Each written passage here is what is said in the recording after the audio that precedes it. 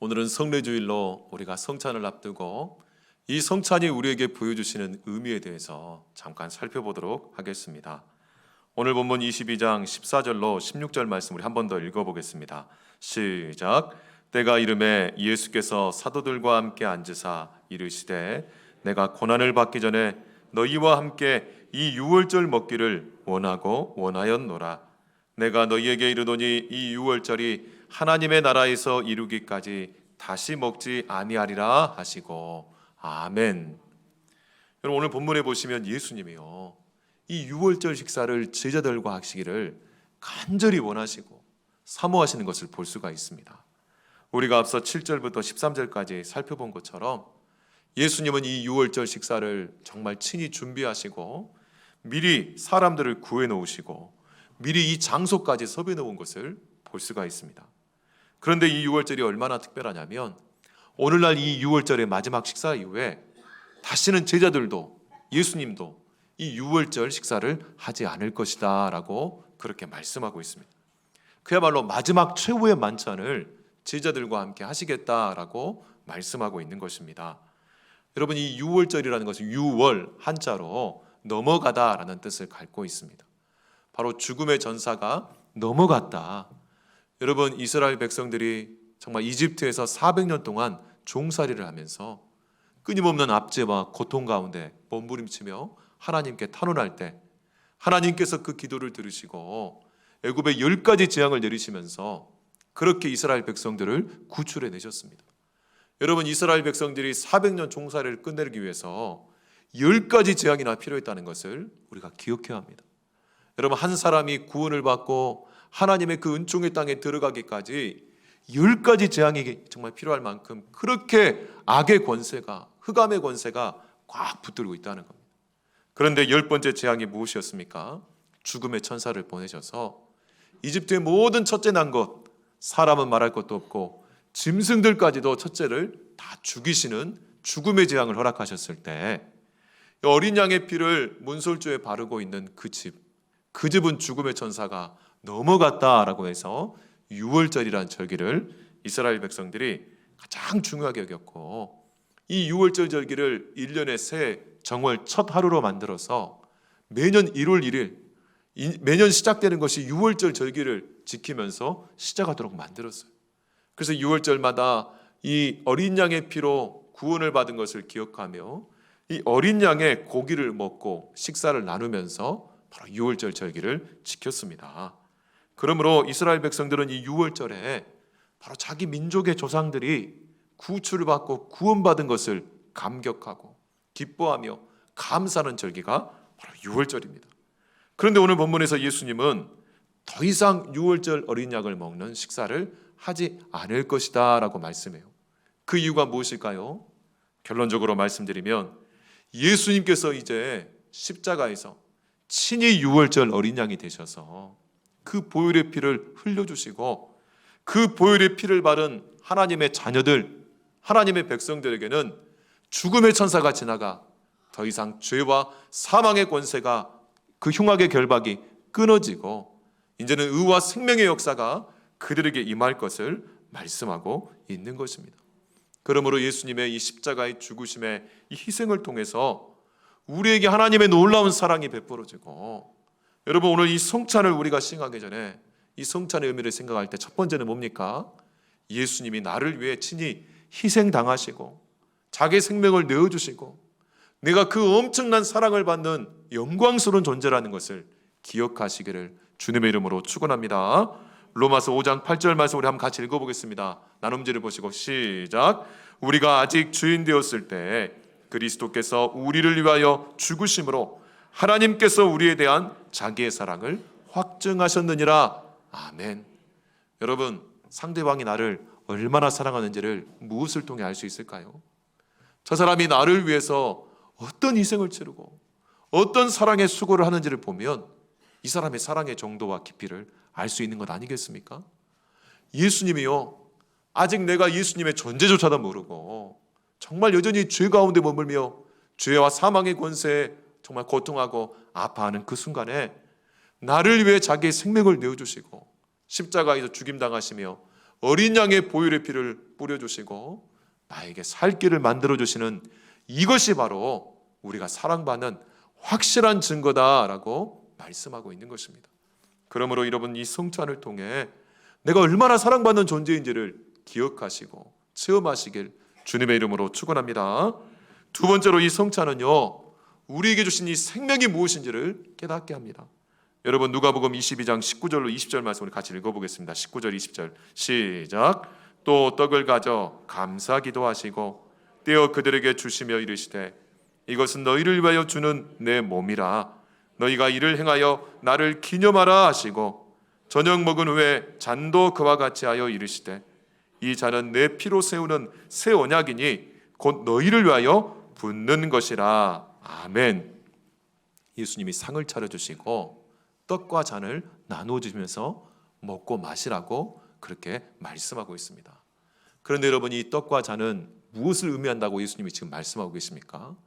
떡은 제자들을 위해 십자가에 달려 찢길 당신의 살을 의미하고, 정말 잔은 바로 예수님이 십자가에서 흘려주실 그 피를 의미한다라고 말씀합니다. 한마디로 예수님의 살과 피를 너희가 먹고 그것을 먹음으로 인해서 하나님의 새로운 언약 백성으로 구원의 은총을 누리게 될 것이다 라고 말씀하고 있는 것입니다.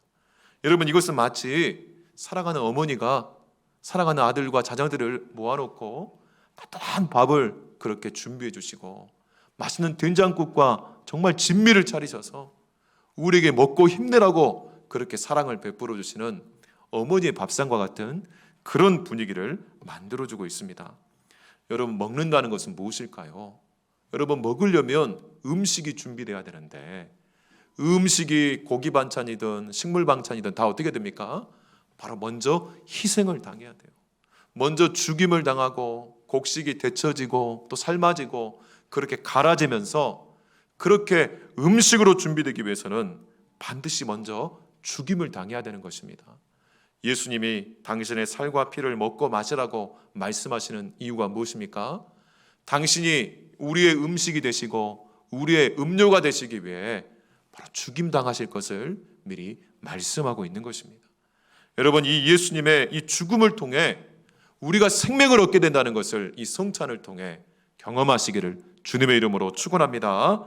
여러분, 음식이 되기 전 항상 반드시 소중한 생명의 희생과 죽음이 있었다는 것을 우리가 기억할 때, 여러분, 먹는 것은요, 내 배고픔을 달래고 내 욕심과 욕망을 채우는 개걸스러운 시간이 아니에요.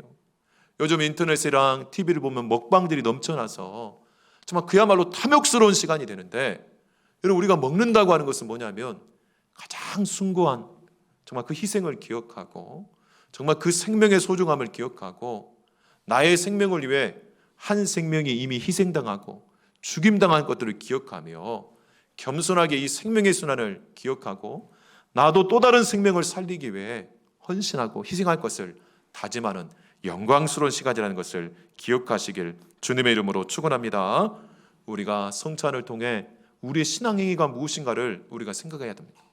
우리의 신앙은요, 내 욕망을 성취하고 내 욕심을 실현시키기 위해 이렇게 하는 종교행위가 아닙니다. 기복행위가 아니에요. 여러분, 신앙은 뭡니까? 내 생명을 위해 희생당하시고 죽임당하신 그 예수님을 먹고 마시는 거예요. 아무리 말씀을 공부하고 아무리 내가 종교적 행위에 탁월하고 그렇게 정성과 그렇게 열심을 다한다고 한들 우리가 이 예수님의 살과 피를 먹고 그분의 희생과 섬김을 기억하지 못하고 그 의미를 깨닫지 못한다고 하면 이것은 아무런 의미가 없다는 겁니다. 여러분, 요한복음 6장 53절로 55절 말씀 우리 함께 읽어보겠습니다. 시작. 예수께서 이르시되 내가 진실로 진실로 너희에게 이르노니 인자의 살을 먹지 아니하고 인자의 피를 마시지 아니하면 너희 속에 생명이 없느니라. 내 살을 먹고 내 피를 마시는 자는 영생을 가졌고 마지막 날에 내가 그를 다시 살리리니 내 살은 참된 양식이요 내 피는 참된 음료로다. 아멘. 여러분, 먹는다고 하는 것은 앞서 말씀드린 것처럼 앞선 희생과 죽음을 의미하고 두 번째는 뭘 의미할까요? 연합을 의미합니다. 여러분, 내가 음식과 음료를 먹음을 통해서 내 몸의 일부가 되어서 이 음식과 내가 하나가 되고 생명으로 연합하게 되는 거예요. 우리가 예수님을 먹고 마신다고 하는 것은 예수님의 희생과 죽으심을 통해 내가 생명을 얻을 뿐만 아니라 바로 예수님과 내가 연합하고 하나가 되어서 이제는 예수님이 십자가에 죽으신 것처럼 나의 옛사람도 죽고, 이제는 예수님이 사흘 만에 부활하신 것처럼 나도 새 사람 되어 새롭게 태어나는 것을 경험하시길 주님의 이름으로 축원합니다. 그러므로 여러분, 예수님이 죄와 사망의 권세를 싸워 이기시고 승리하셨습니다. 그러므로 예수님과 연합한 우리도 죄와 사망의 권세를 깨워 싸워 승리할 수 있음을 믿으시기를 주님의 이름으로 축원합니다. 그러므로 예수님을 먹는 만큼, 그리고 예수님과 하나 된 만큼 우리에게 이 영적인 권세와 이길 수 있는 능력이 주어짐을 기억하시고, 오늘 이 성찬을 통해 정말 내가 이 죄와 사망의 권세와 더 이상 싸워 무너지고 지는 자들이 아니라 이기는 경험을 하시기를 주님의 이름으로 축원합니다. 세 번째로, 이 성찬은 바로 예수님의 섬김을 통해 우리의 나아갈 비전과 사명을 보여주십니다. 우리 누가복음 22장 14절 말씀 한 구절만 같이 읽겠습니다. 시작. 때가 이르매 예수께서 사도들과 함께 앉으사. 아멘. 여러분, 이 사도라고 하는 말은 이 사도행전에서부터 본격적으로 나오기 시작합니다. 그런데 복음서에서 유일하게 이 사도라는 말이 바로 22장, 오늘 누가복음 22장 14절 말씀에 처음 나옵니다. 이 사도는 누구입니까? 바로 예수님이 제자들을 부르시고 수많은 무리들을 부르시고 그들 가운데 정말 예수님을 주님으로 모시고 예수님의 가르침을 따르는 12제자를 선정하시고 그들과 함께 3년 동안 먹고 마시며 하나님의 말씀을 가르치고 그 말씀의 능력을 친히 수많은 기적을 통해 보여주셨습니다. 그러므로 이 제자들이 3년의 공생의 사역을 마치고 이제 예수님의 이 십자가에 죽임당하시기 전날 밤에 이렇게 유월절 마지막 식사, 이른바 최후의 만찬을 하시며 이 유월절 마지막 만찬을 앞두시고 예수님은 제자들을 뭐라고 표현합니까? 사도들이다 라고 표현하고 있는 것입니다. 여러분, 우리가 예수님의 이 살과 피를 먹고 마시고 그 살과 피의 의미를 우리가 제대로 깨달을 때 그야말로 사도가 되는 것을 믿으시기를 주님의 이름으로 축원합니다. 우리가 저같이 목회자로 부름을 받고 직분자로 부름을 받아 하나님의 직분 가운데 세움을 받을 때 진정한 직분자는 어떻게 되느냐? 바로 이 성찬의 의미를 제대로 알고 이 예수님의 살과 피를 먹고 마시며 주님과 연합하여 주님의 그 희생을 기억하고 주님의 섬김의 본을 따라 나도 희생하며 섬기는 것으로 결단하는 자들이 바로 사도가 되는 것을 믿으시기를 주님의 이름으로 축원합니다. 여러분, 세상은요 바로 자기의 생명을 위해 남의 생명을 빼앗고 죽이려고 하는 이 세상을 살고 있습니다. 그런데 사도는 어떤 사람입니까? 남을 살리기 위해 자기가 먼저 죽고 희생하는 주님의 섬김의 본을 따르는 자임을 기억해야 한다는 거예요. 여러분, 제가 목사가 되고 또 우리 이번에 피택자들 장로와 안수집사와 권사로 부름을 받은 것은 무엇입니까? 내가 이 직분의 영광을 가지고 다른 사람 위에 군림하며 다른 사람을 굴복시키고 내가 그 영광을 취하며 내가 그 욕심을 실현하는 그런 것이 아니라는 거예요. 다른 사람들보다 더 희생하고 섬기고 정말 주님의 본을 따라 그렇게 나를 죽이고 주님처럼 나도 십자가에 못 박혀 이 주님의 십자가의 길로 나아가기를 결단하는 것임을 기억하시길 주님의 이름으로 축원합니다. 특별히 이 성찬의 영광스러운 순간에 예수님은 한마디 말을 더 붙이십니다. 그것이 바로 22장 21절로 22절 말씀입니다. 우리 한번 같이 읽어보겠습니다. 시작. 그러나 보라, 나를 파는 자의 손이 나와 함께 상해에 있도다. 인자는 이미 작정한 대로 가거니와 그를 파는 그 사람에게는 화가 있으리로다 하시니. 아멘. 여러분, 제자들이 사도로 거듭나는 이 영광스러운 순간이에요. 예수님이 십자가에서 죽음당하시기 전에 마지막 날 밤에 이 최후의 만찬을 드리는 정말 이 순간순간에 누가 있습니까? 바로 사단에게 붙잡힌 바로 배신자인 가룟 유다가 이 12명 중에 한 사람으로 있는 거예요. 게다가 이 가룟 유다가 바로 사도로 부름을 받고 사도로 직함으로 인정을 받는 것을 볼 수가 있습니다. 여러분, 어떻게 이런 일이 일어날 수 있을까요? 우리가 항상 기억해야 할 것은요, 예수님의 곁에도 항상 악이 도사리고 있었다는 거예요. 항상 은혜가 역사하는 곳에 바로 악한 영적인 공격이 동시에 있다는 것을 우리가 기억해야 한다는 겁니다. 하나님의 은혜가 쏟아지는 곳에 우리의 영적 대적마귀가 더 강력하게 역사하여서 은혜 받지 못하도록, 이 사명 받지 못하도록, 사랑받지 못하도록 우리를 흔들어대고 있다는 거예요. 여러분, 새벽 동트기 직전이 가장 정말 칠흑 같은 암흑이 임한다는 것처럼 어쩌면 우리 인생에 지금 암흑과 같은 순간을 경험하고 계신다고 하면 바로 그때가 동트기 직전임을 믿으시기를 주님의 이름으로 축원합니다. 여러분, 우리가 정말 이 작은 어떤 악이 일어나는 것을 보고, 이런 정말 불편한 일들이 일어나는 걸 보고 전체를 부정하는 우리를 보면서는 안 된다는 거예요. 여러분, 예수님의 12제자 중에도 이 배신자, 악이 좀 도사리고 있지 않았습니까? 그러므로 정말 우리가 이 성찬을 통해서 정말 악이 항상 우리 가운데 틈타이지만 그 악에 휩쓸리는 자들이 아니라 우리 사명자들은 뭡니까? 오히려 악을 주님의 권세로 이기고 악에 휩쓸리는 것이 아니라 선으로 악을 이기는 자들임을 믿으시기를 주님의 이름으로 축원합니다. 그래서 정말 이 악에 휩쓸리는 자들이 아니라 오히려 하나님의 영과 선으로 악을 이기고 주도하는 자들이 될 수 있도록 은혜를 베풀어 주시기를 주님의 이름으로 축원합니다.